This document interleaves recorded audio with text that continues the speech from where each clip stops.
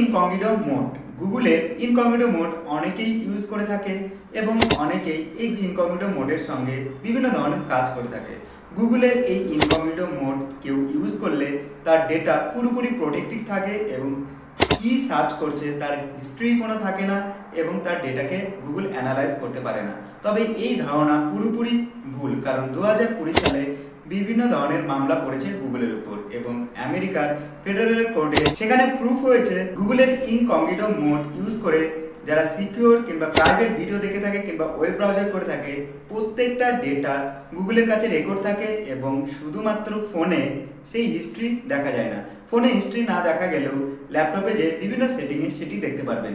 তো আজকে এই ভিডিওতে কথা বলবো গুগলের ইনকগনিটো মোড কি এবং এই গুগলের ইনকগনিটো মোড এত ফেমাস কেন এবং এই গুগলের ইনকগনিটো মোড কিভাবে অন করবেন এবং এটি দিয়ে কি কাজ করতে পারবেন। 2016 সালে গুগল নিয়ে আসে একটি সেটিং যেটি গুগল ইনকগনিটো মোড এবং গুগলের এই ইনকগনিটো মোড ইউজ করার জন্য আপনার ক্রোম কিংবা ওয়েব ব্রাউজারে যে সেটি ইউজ করতে পারবেন এবং এটি ইউজ করার জন্য সিম্পলি ট্রিপল বাটনে ক্লিক করবেন।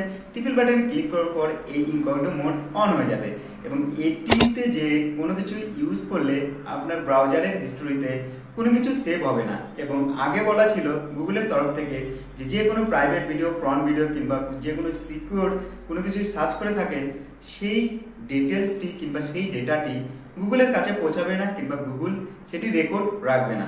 তবে এই ধারণা পুরোপুরি ভুল। 2020 সালে আমেরিকার বিভিন্ন ধরনের ইউজাররা ফেডারেল কোর্টে যে বিভিন্ন ধরনের মামলা করে এবং সেই মামলাতে দেখা যায় গুগলের ইনকগনিটো মোড অন করে যে ইউজাররা 2016 থেকে 2020 পর্যন্ত ভাবতো যে তাদের ডেটাটি সিকিউর আছে কিংবা প্রন ভিডিও দেখছে কিংবা কোনো সিকিউর কাজ করছে সেটি গুগলের কাছে পৌঁছাচ্ছে না এবং কোনো থার্ড পার্টি সেটি দেখতে পারছে না।